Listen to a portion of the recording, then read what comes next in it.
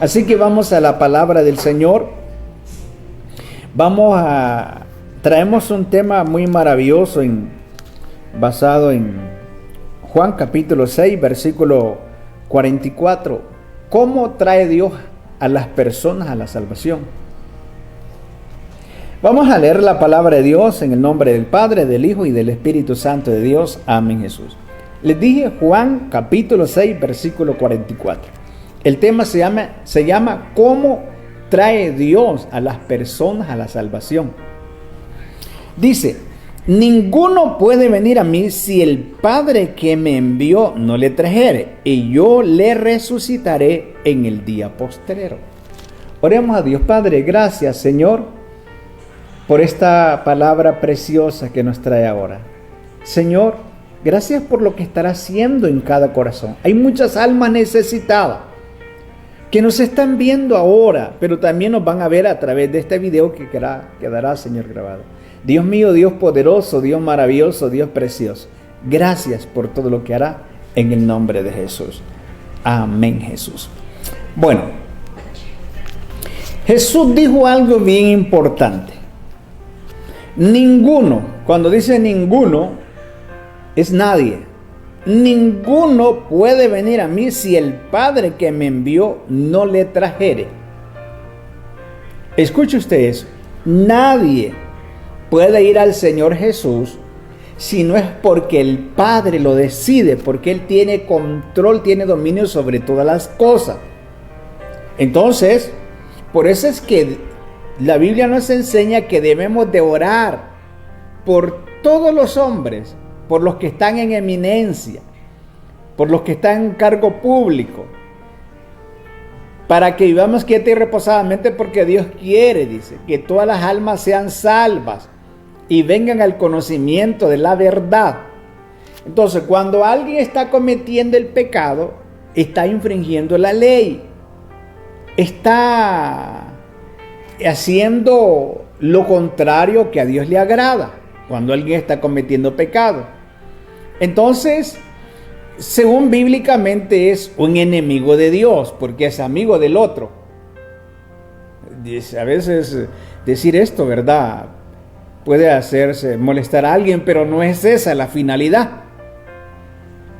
La finalidad es que nosotros entendamos la realidad, cómo se dan las cosas en esta vida. Entonces, cuando alguien vive en el pecado, tiene un propietario, tiene un dueño, ¿verdad? Así lo mismo cuando nosotros vivimos en santidad. A alguien le pertenecemos, a alguien que dio la vida y se llama Jesucristo. Ahora, cuando una persona vive en el pecado, está infringiendo la ley de Dios, o sea, está haciendo algo que a Dios está molestando a Dios.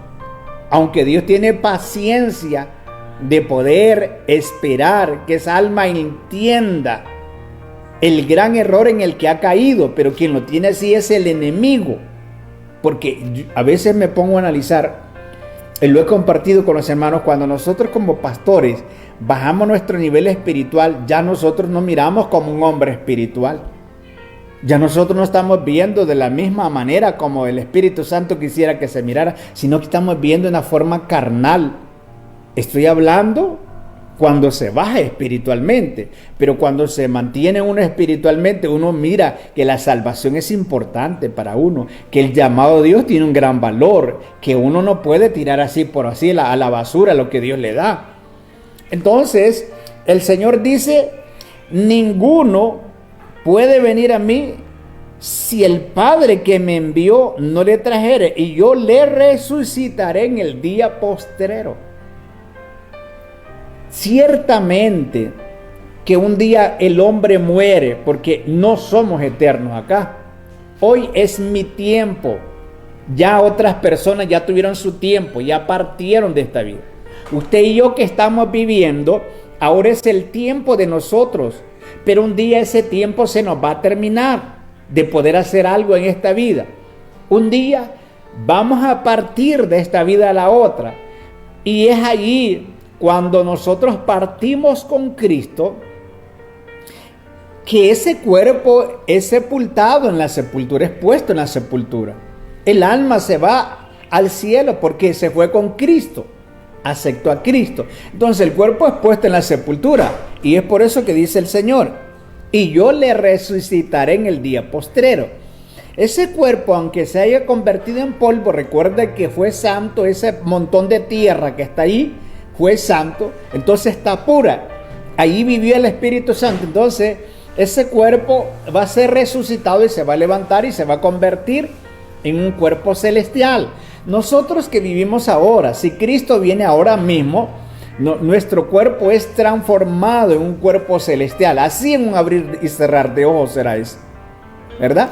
Entonces, por eso el Señor dice: ninguno puede venir a mí si el Padre que me envió no le trajere a él. O sea, ¿cuándo es que nosotros tomamos la decisión de venir a Cristo? Es cuando Dios, pues, pone en nosotros, en nuestro corazón. El hombre natural no tiene la capacidad de acercarse a Dios, y ni siquiera tiene el deseo de hacerlo.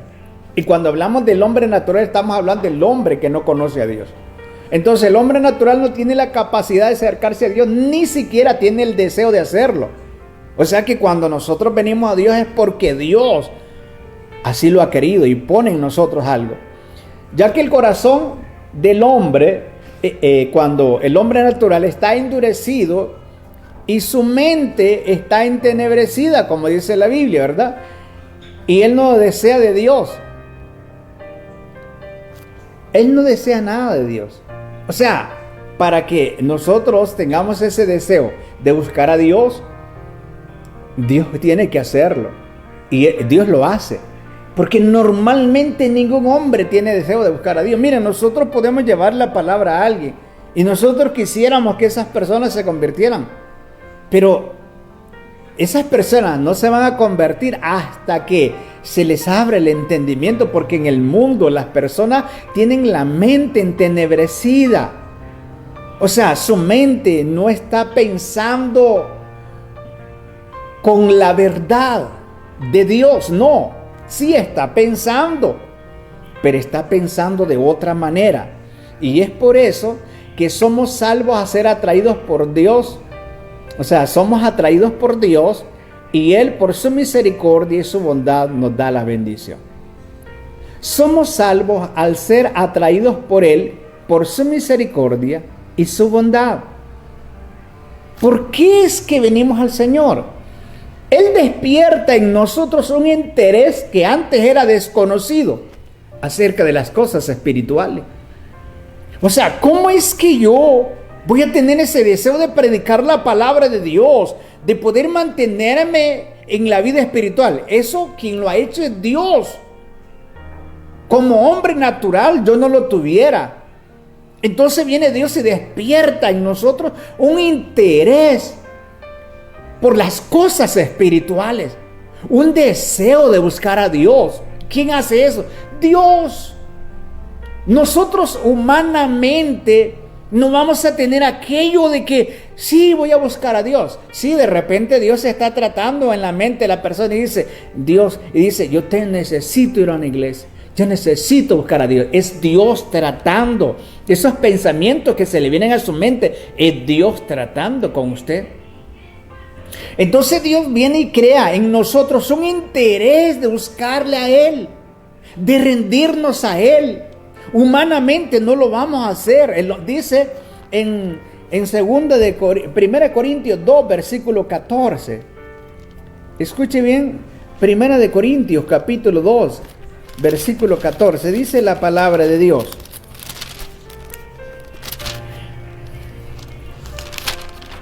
escuche bien.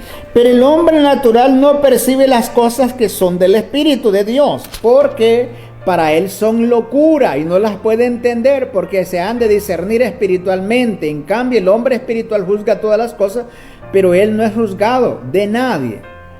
Dice, porque ¿quién conoció la mente del Señor? ¿Quién la instruirá? Mas nosotros tenemos la mente de Cristo.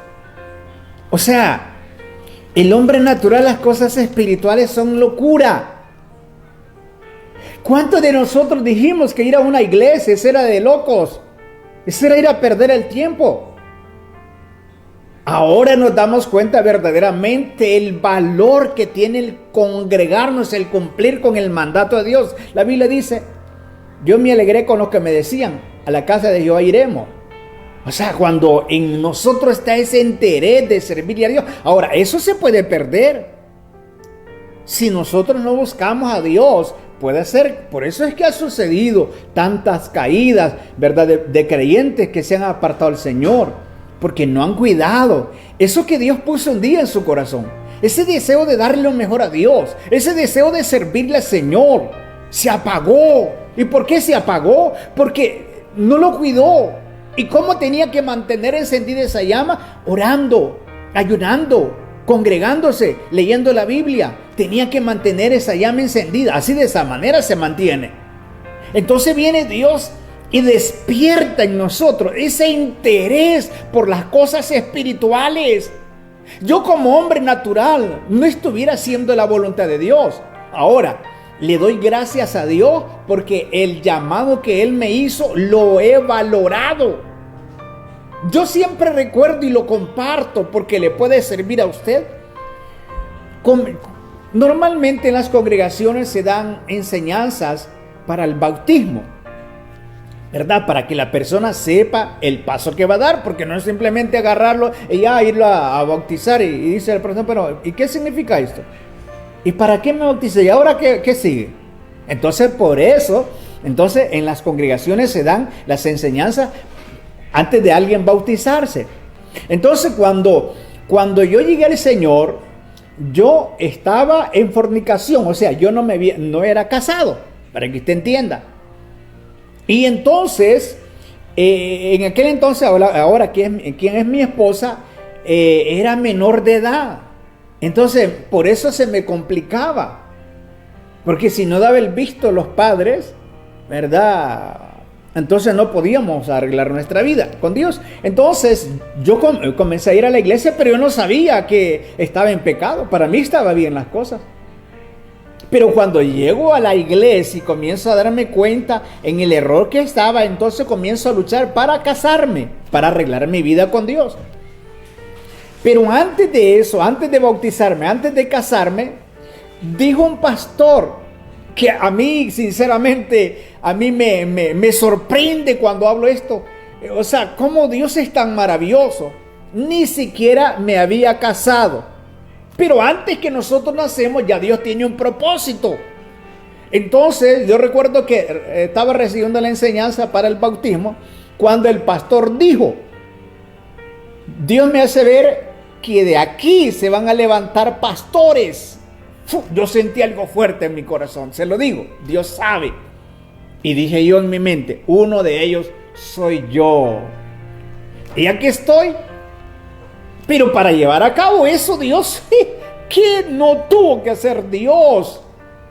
Pero teníamos ese objetivo, teníamos ese propósito. Dios había despertado eso en nuestra vida.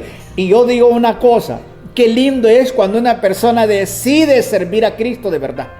Eso ocurrió en mi vida. Yo dije, hasta aquí nomás el mundo. Todo lo que me toque dejar, lo voy a dejar. Y claro, con la ayuda de Dios lo logramos. Entonces, qué bonito es cuando alguien decide, porque lo importante es de la decisión de la persona. Es como cuando alguien se va a casar y dice, esta es la persona que me gusta, yo con esta persona decido casarme, ¿verdad? Entonces, es bonito cuando una persona se entrega de verdad al Señor. Pero ¿quién hace eso? Dios. Entonces, me recuerdo que estaba recibiendo la enseñanza y en mi corazón había aquello que yo deseaba predicar la palabra de Dios. Pero hay algo que lo he compartido en otros programas. Yo le oraba a Dios y le decía, Señor, si tú me levantas, yo te prometo que voy a predicar tu palabra. Pero dentro de mi corazón, yo de aquí de la boca lo decía para afuera, pero aquí dentro de mi corazón decía, no, porque tenía un gran miedo, porque había visto cristianos predicando la palabra de Dios y luego estaban en el mundo. Ese es un mal testimonio para aquellas personas que se están levantando. Entonces a mí me daba miedo, decía en mi mente, ¿qué tal me pase lo mismo? Que voy a estar predicando la palabra un tiempo y después voy a estar en el mundo, me va a dar vergüenza. Pero he aprendido, no todos valoran el llamado. No todos valoran el llamado. Por eso, usted que me está viendo, quizás un día estuvo en el Señor y se ha apartado, vuélvase al Señor. Valore esa oportunidad que un día Dios le dio y tómela de nuevo, porque mientras vivimos hay oportunidad. Mientras la persona tiene vida y oportunidad, inmediatamente usted da el último suspiro de vida, usted ya no tiene oportunidad si no se preparó con Dios. Entonces somos salvos al ser atraídos a Él por su misericordia y su bondad. La Biblia dice en Efesios capítulo 2, versículo 4. Dice la palabra de Dios, Efesios capítulo 2, versículo 4. Dice: pero Dios, que es rico en misericordia, por su gran amor con que nos amó, aun estando nosotros muertos en pecado, nos dio vida juntamente con Cristo. Por gracia sois salvos. Entonces, estábamos muertos en pecado.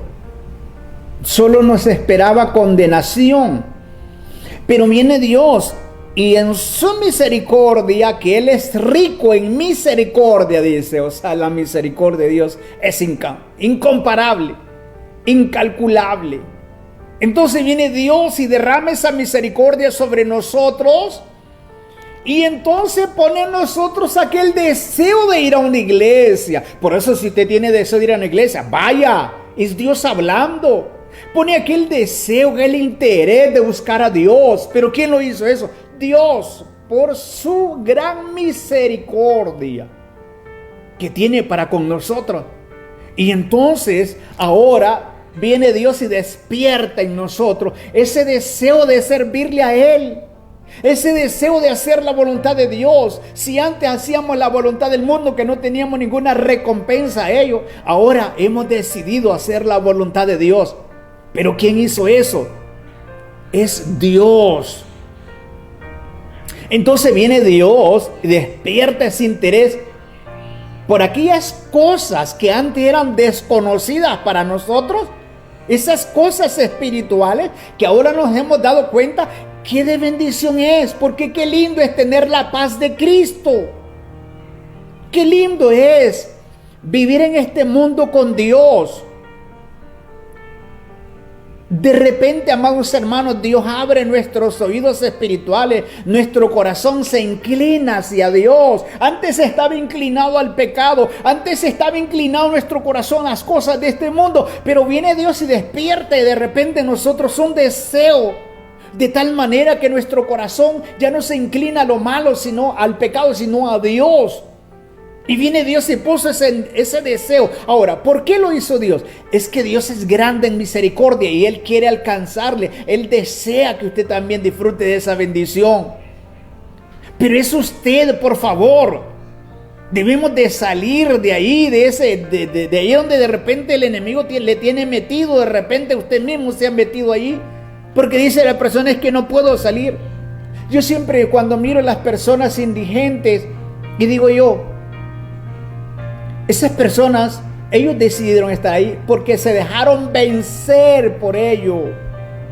Fueron más débiles que esa situación que se les vino encima a ellos y se dejaron vencer. ¿Por qué? Porque como Dios nos da libre albedrío, y para vencer las dificultades necesitamos emprender con coraje. Necesitamos ser esforzados. Pero muchas veces al ser humano le gusta más el acomodamiento, no hacer nada para superar las dificultades. Y es ahí donde la persona mejor se da a merced de la situación, y aquello entonces lo dominó. Usted que está en una situación difícil, que usted piensa que no puede salir de ahí, lo difícil para usted, lo imposible para usted, es posible para Dios. Es fácil para Dios. Pero solamente lo que Dios quiere es que usted le dé lugar a Él. Somos una alma, No solo somos cuerpo, somos una alma que vive en este mundo, en un cuerpo. Y esa alma es la que Dios quiere salvar. Por eso es que Dios envió a Jesucristo. Entonces dice, pero Dios, que es rico en misericordia por su gran amor con que nos amó, dice, aún estando nosotros muertos en pecado, nos dio vida juntamente con Cristo. Por gracia sois salvos, dice la palabra de Dios. Ahora, gracias a Dios, aquellas fuerzas del enemigo que nos dominaban, porque existen las fuerzas de la tiniebla, no podemos negarla.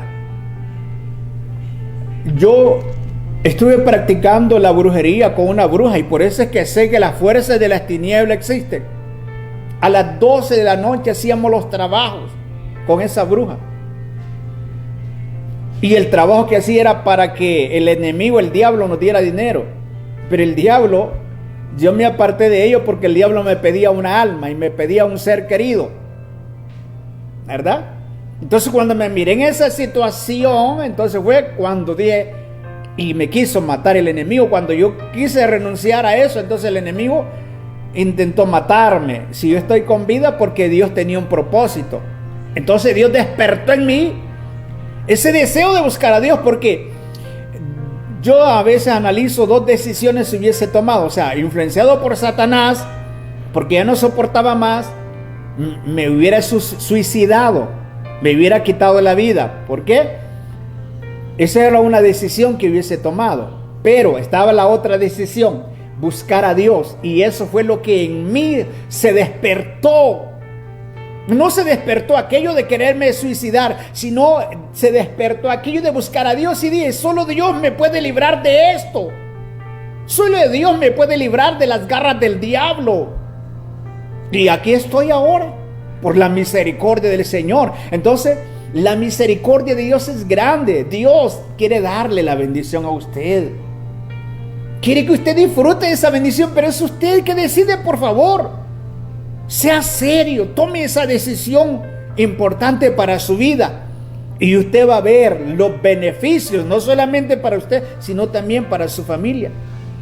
Entonces de repente Dios despierta en nosotros aquel interés por las cosas espirituales, aquel deseo de hacer la voluntad de Él. Y es ahí donde entonces la palabra de Dios se comienza a manifestar en nosotros. En Lucas capítulo 8, dice la palabra de Dios en el versículo 15. Lucas capítulo 8, versículo 15. Dice, mas la que cayó en buena tierra, estos son los que con corazón bueno y recto retienen la palabra oída y dan fruto con perseverancia. Está hablando de la parábola de la semilla, la parábola del sembrador. La semilla es la palabra de Dios y la tierra son los corazones de las personas. Entonces viene Dios y aquel corazón malo que había en nosotros, aquel corazón duro que no podía penetrar la semilla de la palabra de Dios en el pasado, entonces se vuelve una tierra fértil, donde esa semilla cae en esa tierra que es el corazón, y comienza ese corazón a ser diferente, un corazón bueno. Porque dice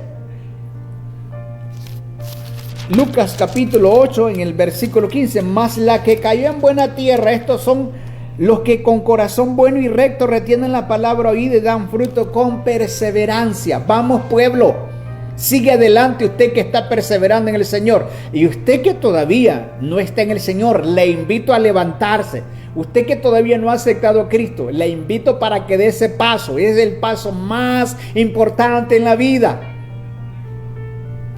Ese es el logro más grande que obtenemos en la vida. El logro más grande en la vida no es crecer nuestros hijos educadamente, qué bueno que así sea. El logro más grande en la vida no es haber formado un hogar y haber estado tantos años viviendo como esposos. Ese es un gran logro, sí, y los felicito a esos esposos que tienen años de vivir en su hogar y han cuidado su hogar. El gran logro en la vida no ha sido aquel de haber logrado mi profesión. Qué bueno, si tiene valor, tiene valor. Y yo felicito a esas personas que se han esforzado para tener un título, para llegar a donde están ahora. Los felicito. Pero ese no ha sido el logro más grande en la vida. Hay otro logro más grande en la vida, que es la salvación de su alma. Porque todas las cosas de esta vida son de esta vida, aquí se tienen que quedar. Pero las cosas de la otra vida, esas sí nos vamos a llevar.